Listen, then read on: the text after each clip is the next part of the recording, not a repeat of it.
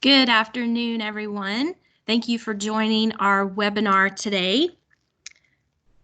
Looks like we have a handful of people on. So I'm going to go ahead and get started here. I am recording this as well. So everyone is on mute right now, just for the sake of everyone being able to hear. We're going to use this chat feature to ask questions and respond to prompts during the webinar. See, it looks like we have one other person joining us. Awesome. Okay, again, thank you for joining us this afternoon on our webinar on remote learning, staying connected with remote learning through Microsoft Teams and Microsoft 365. My name is Carrie Barron, and I am the education consultant for PowerUp EDU. I am based in Travelers Rest, South Carolina, which is right above Greenville, South Carolina. I started out as a fourth grade educator, taught for many years, and then worked for Promethean and all the way in Phoenix, Arizona, and lived in Denver for a while as well, and did some training there. And now I'm back home in South Carolina, working for PowerUp EDU as a MIE master trainer. And there is my information below if anyone wants to contact me after the call today. There's my Twitter and our training email as well. I also have with me Gail Lambert, who is a fellow trainer with PowerUp EDU, and she's going to be helping me monitor the chat. So if you guys have questions, you can see the chat feed there with her responses. So if you haven't seen this already, this is where you're going to access the chat window. The first thing we're going to do is we're going to actually use this feature in Teams, and I would like you to answer a question for me.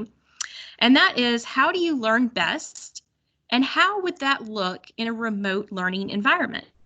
So if you would take just a minute and type in your response. So how do you learn best, and how would that look in a remote learning environment?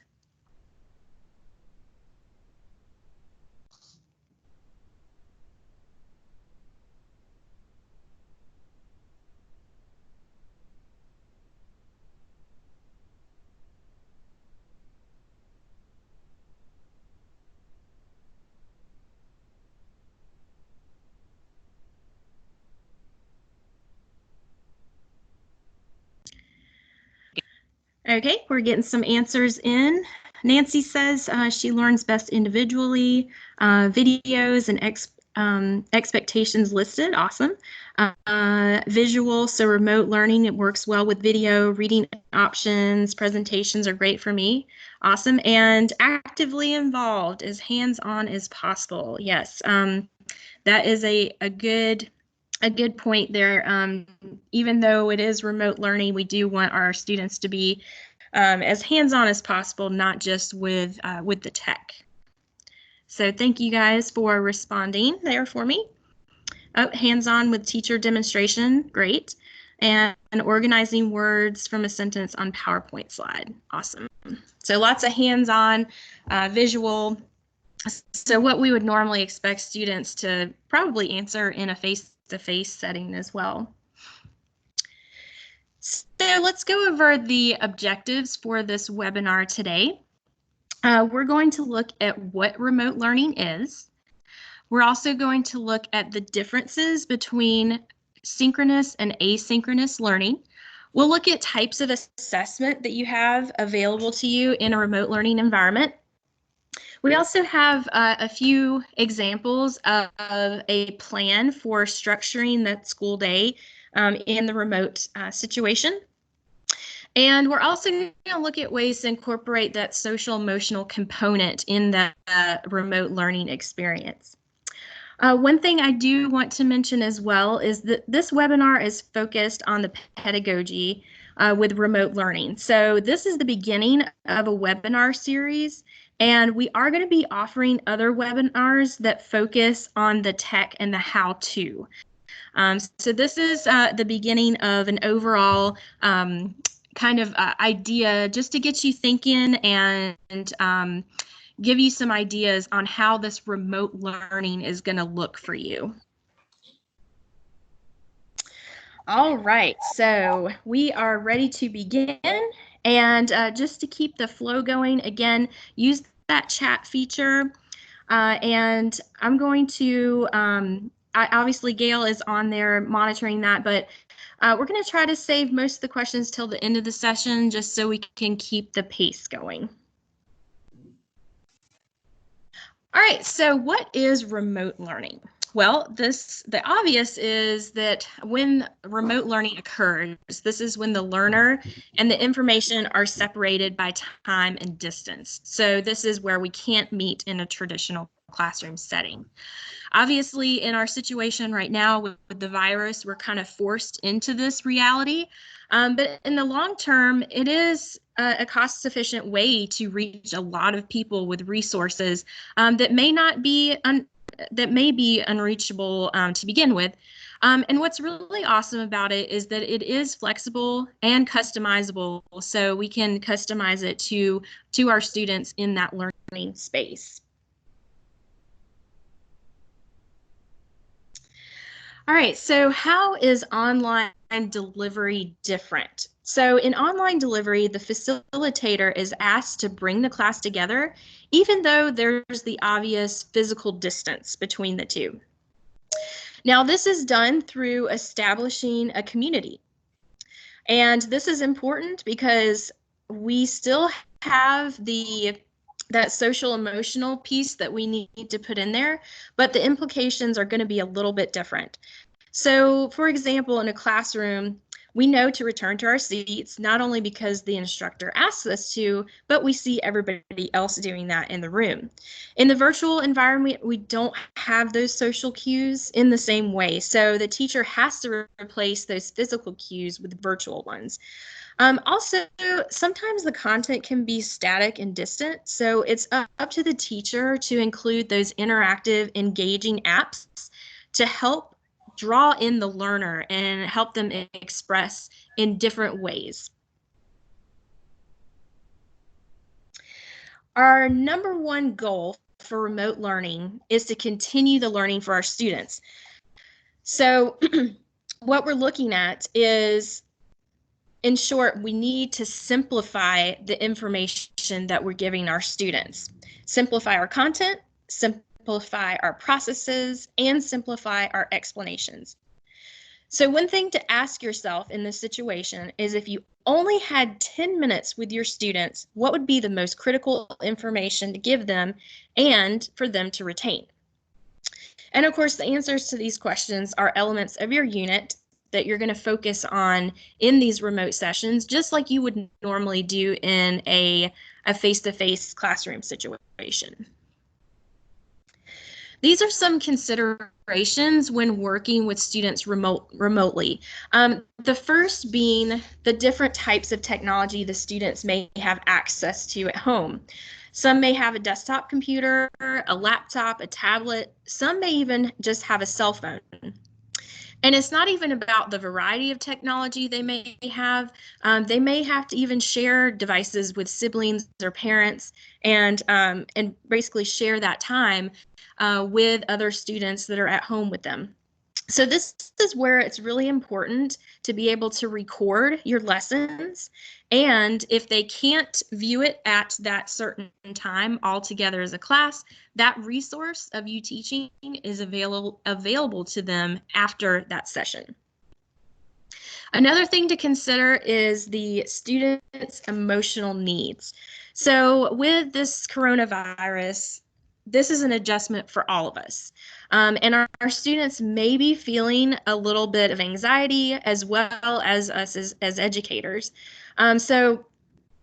Finding ways to ease their concerns and help them from the beginning till when this is end is very crucial. And obviously we know that a stressed student cannot learn. So having maybe counselors available to connect with students, that would be important. And then have students or the teachers creating plans for how they're going to gauge that student stress. Encouraging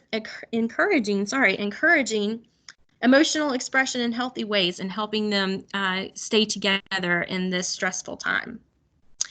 We also look at including electives. So in a normal school setting, we have music class, art class, we have PE, we have recess where we can go outside. So it's important to think about putting components in your lessons that still involve those creative outlets for students. With all the technology and the apps that are available, there are some really creative ways in how you can make that possible. Then, of course, there's the bandwidth issue. And if you're at home, like most of us are with a bunch of other people that you're not usually home with, bandwidth can be an issue, sharing the Wi-Fi. So just keep that in mind when you have students connect either together or separately, and having a little bit of leeway in that instance, because all of us are online right now, so it's definitely has a burden on the bandwidth and being able to connect. So let's look at the differences between synchronous and asynchronous learning. So synchronous learning is when the teachers and students are engaged at the same time. So this is where a teacher would set a meeting, a virtual video call every day at the same time for the students to connect with the teacher. And when class is not in session, the students would complete and submit their homework via those online tools. So the teacher can provide feedback on those assignments and then just reach out to the students who need that extra support. Asynchronous learning is when the student completes the work related to the course on their own time.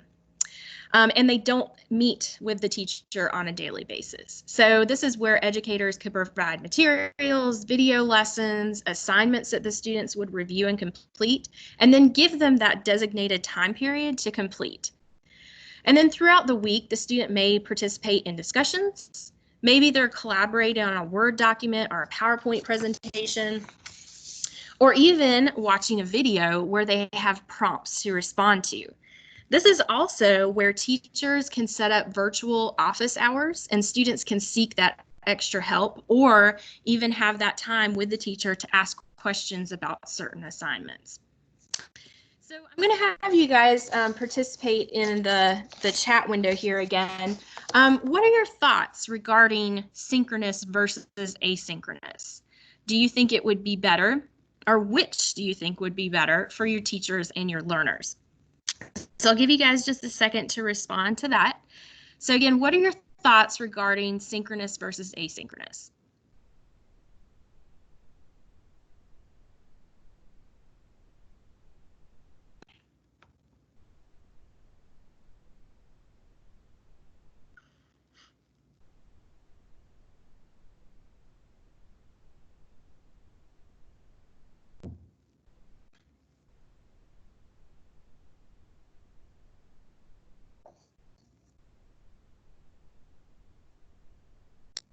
Yes, definitely both are critical. Yep, and yeah, it does depend on the assignment. So each one probably has their place in how you think about your delivery of your lessons. Yep, flexibility is more convenient. Yep, great. And synchronous would be best to build rapport. That's correct. Excellent. So yeah, it looks like everybody's kind of in agreement to we need both as a balance in how we're teaching online. And then of course, yeah, it depends on the specific student's needs. And then two, along the lines of that, that's a perfect point because this does give us the ability to tailor those lessons to students' needs and be able to give them that extra support that they need. Thank you guys for responding there. So let's look at a little bit more information about synchronous lessons. So one thing to consider is how long the students are involved in the lesson. So this is basically the formula is the student's age would equal the minutes of uninterrupted instruction in one sitting. So when we think about a normal classroom setting, we have a full day of activities and collaboration. Then we have that lecture time as well. It's a little bit different when we're talking about remote learning. Just like we're doing in this session, we're able to pause, ask questions, have students share thoughts, and respond in that chat window. You can also use things like forms. There's a poll option in Teams where you can use forms to gauge their understanding. So putting those polls in with the lesson gives the students a chance to see what they've learned and maybe figure out what they still need to work on. Emojis. Students love emojis. So the chat window also has the emoji symbol in there, so we can say, how are we feeling about this long division? Let's do a happy face, sad face, thumbs up, thumbs down, to check for their comfort level in what they're learning. And then students, of course, love Kahoot quiz. It's a great way to have that friendly competition as part of the synchronous lesson. So there's a couple things to think about when you're designing that time to be together. When you're recording your lessons, definitely think about how long, of course, the video is. Suggestion is 4-minute segments. You can have them watch them separately, take a break at the end before watching the next one, or you can record the full video, upload it to Stream, and use forms to insert those questions periodically in the video that allows students to answer those questions, reflect on what they've learned so far, and then they continue to watch more. So there's a couple different ways that you can record your lessons. Also, when we're thinking about synchronous learning, one thing that has been added to this particular slide is still working with small groups of students. So even though we're apart physically, we can still use our Microsoft tools to have small groups work together on a problem, collaborate in a Word document or a PowerPoint or even a Sway. So we still have those opportunities for collaboration, and that again gives us that brain break from the teacher just talking and just delivering the lesson. So something a little bit different to think about.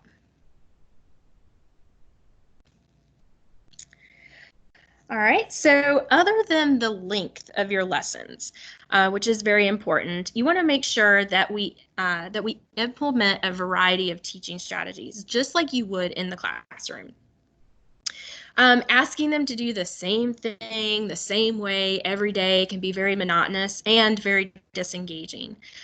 So using all of those online tools to be able to keep the momentum going and give them something different to do definitely will help keep them on track and keep them engaged in what they're doing. There's so many tools available to the teachers and the students to help them express their ways and express themselves in different manners. So we all know about formative and summative assessment. So the formative assessment, of course, is conducted throughout the unit, helps us check for understanding. This is where students can complete maybe practice problems in a forms quiz. They could summarize a video, maybe use a graphic organizer on the whiteboard app.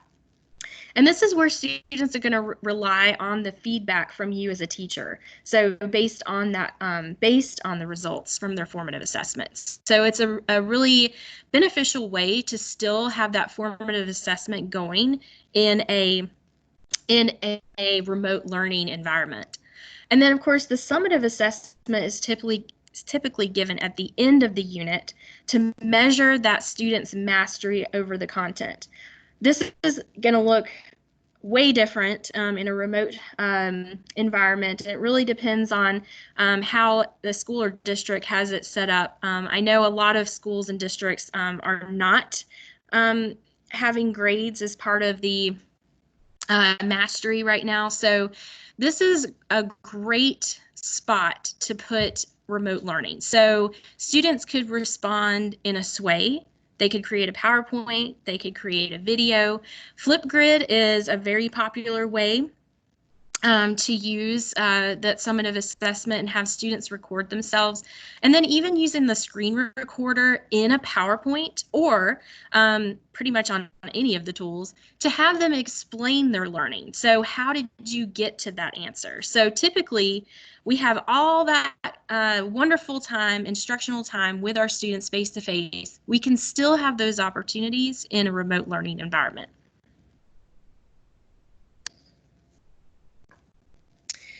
Okay, so one of the hardest adjustments for students and teachers is going from a highly structured day to a day with little structure. So think about this. Having our students sit in front of a screen for 7 hours a day is not healthy for anyone. So being able to think about chunking out that time and how that's going to work with all of the different objectives that need to be covered and standards that need to be covered still. So this is just an example of a primary grade. So you can see Monday through Friday how they've set it up in chunks for each subject area. This is a schedule that is also from one of our Microsoft Showcase schools. So you can see where a teacher can select a time for their Teams call. So there's a designated time where she's going to connect with each one of her classes. There's those brain breaks in there. There's the virtual office hours that are blocked off. So thinking about still having that structure is really important to not only our students, but to ourselves. So I'm even faced with being home all day long with a 2-year-old, and typically we're going to the library, we're going, to play dates and things like that.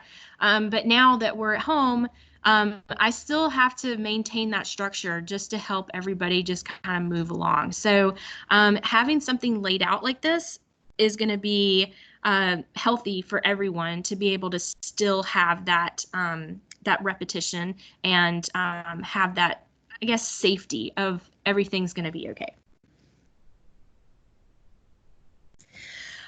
Here's an example of a teacher schedule. So even where we have our prep work, our meeting time, where we're meeting with our students and being able to have our plan time of working on our lesson plans and assignments for the next week, responding to our students, and then of course having that virtual office hours for them to ask questions and give those students who need it that additional support.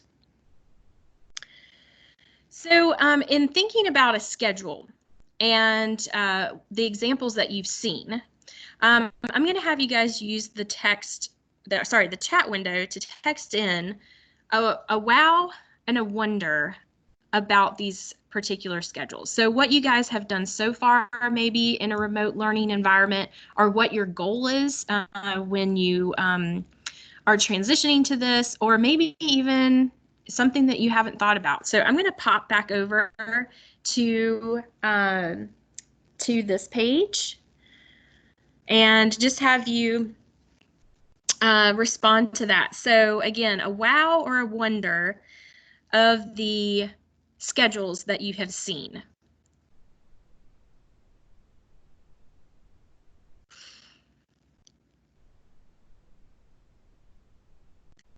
Yes, visual learners. Yes, definitely. So, a lot of us as teachers and learners love to have an outline of what exactly we're going to do throughout the day. So it's very important. And it allows students to help make their own schedules. Very good. Yes. Awesome.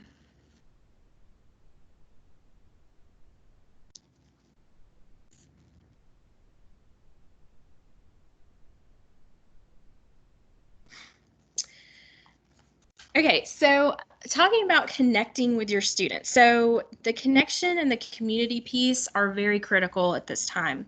Probably even more when we're talking about moving from a face-to-face classroom to a remote learning environment. So having that structure, that ritual is definitely, and I think, was it Nancy that said it, helps reduce that frustration. Someone said that, yes, about reducing that frustration. So having that connection with our students is extremely important. So there's a couple different ways we can do that. So the first thing is a Teams call. So this is obviously what we're using right now.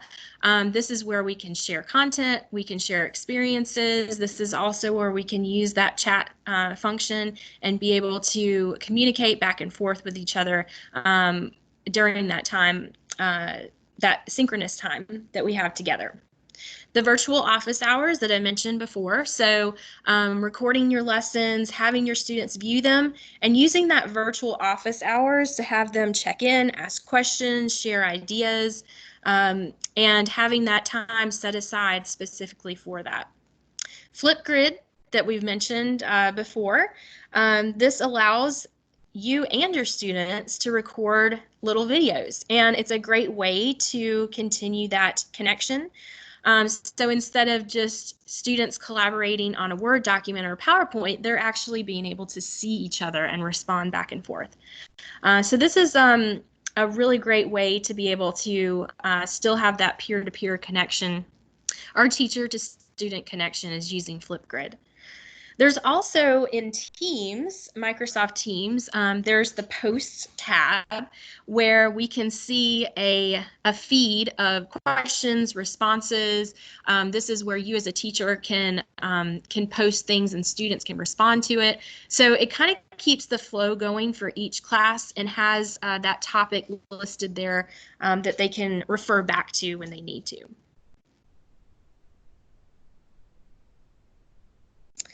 So students, teachers, parents, all of us are having to transition to this new schedule. So your focus still needs to be on the most effective way to teach your content and connect to your students. It can be overwhelming because there's a lot of options to be able to pull from to be able to do this. So find one new tool that can help you and your students with that learning environment, incorporate those in, and then slowly add new ones as time goes. And of course, one way of doing that is using all of those tools in Office 365. Microsoft Teams is the perfect tool to provide that flexibility and connectivity. It's the digital hub. So this is where we can have all of our resources for our students. This is where our students can collaborate. They can get feedback from us as teachers. And what's even better is that it allows us to integrate all those supporting apps like Kahoot and Pear Deck and Flipgrid. So it's the one stop shop, if you will, to be able to connect our students, and we can pull in all those wonderful resources as needed to be able to keep the online learning going.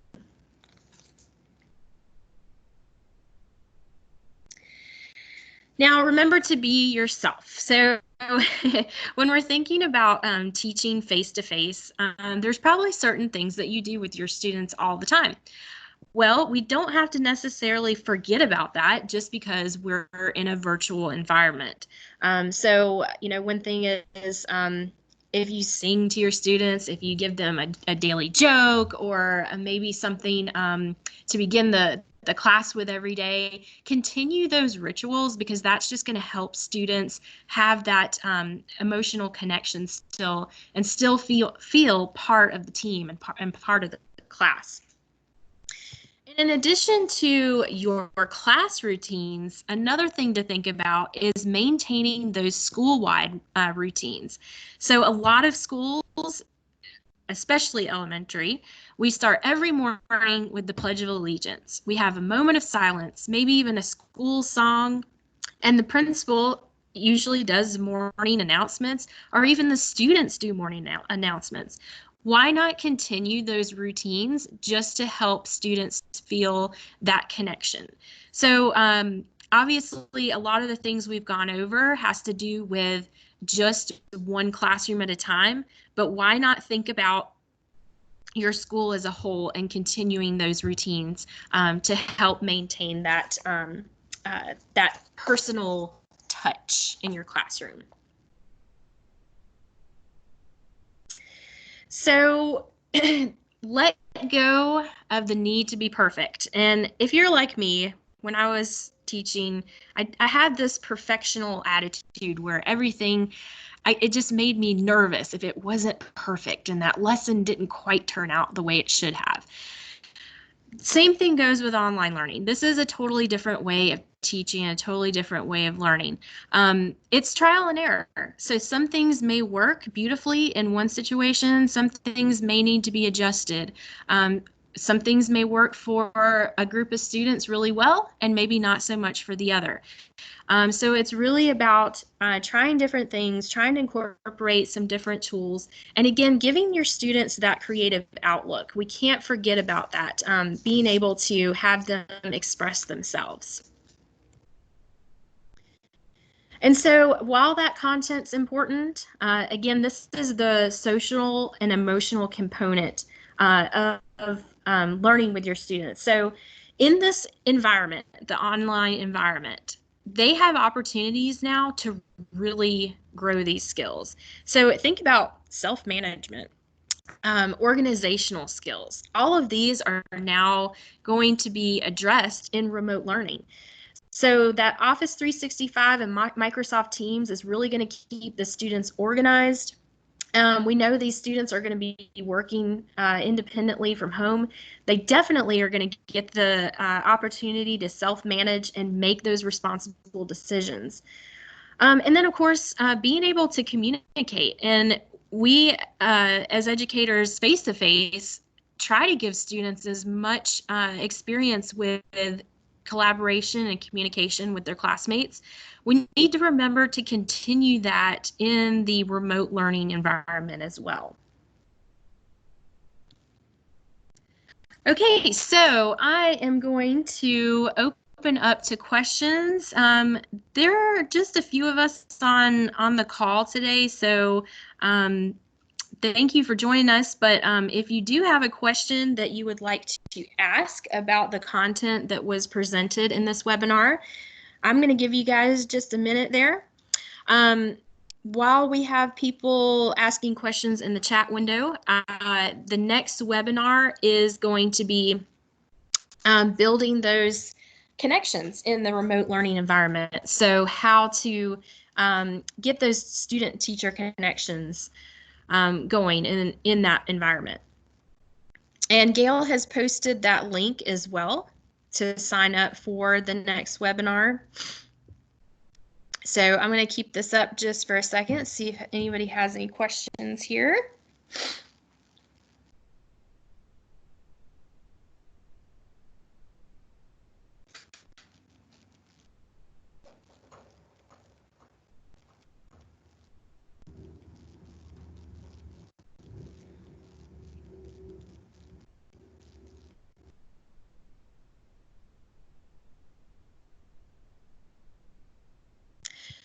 And here is a little sneak peek of what that next webinar is going to be. So we're going to look at creating a team for your class, how to record and edit those lessons, creating the virtual office hours, posting assignments, using ClassNote, and of course, promoting fun. So that'll give you a little bit of information about what the details are for that next webinar.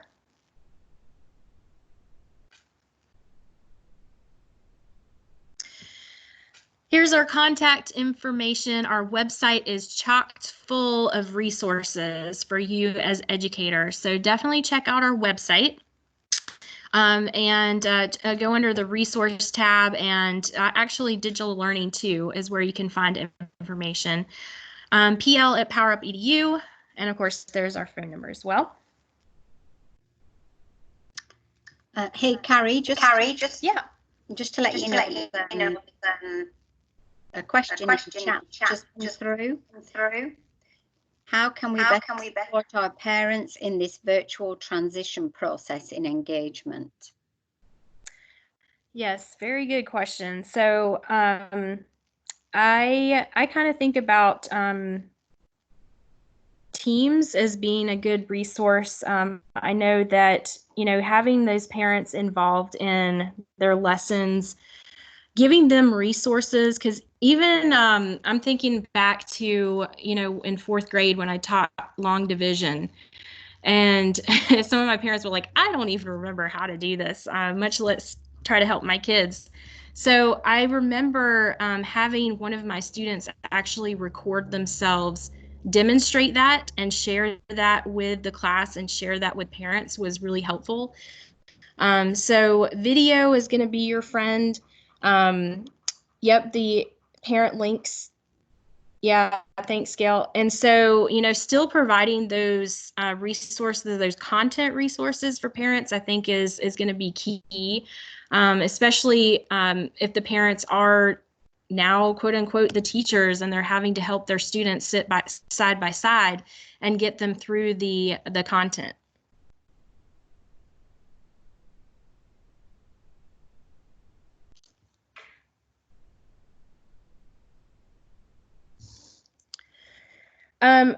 Gail has also posted this in the chat window. You can redeem credit for participating in this webinar. So there is the redeem code to put that information in. And at the very bottom of this page is also a survey link.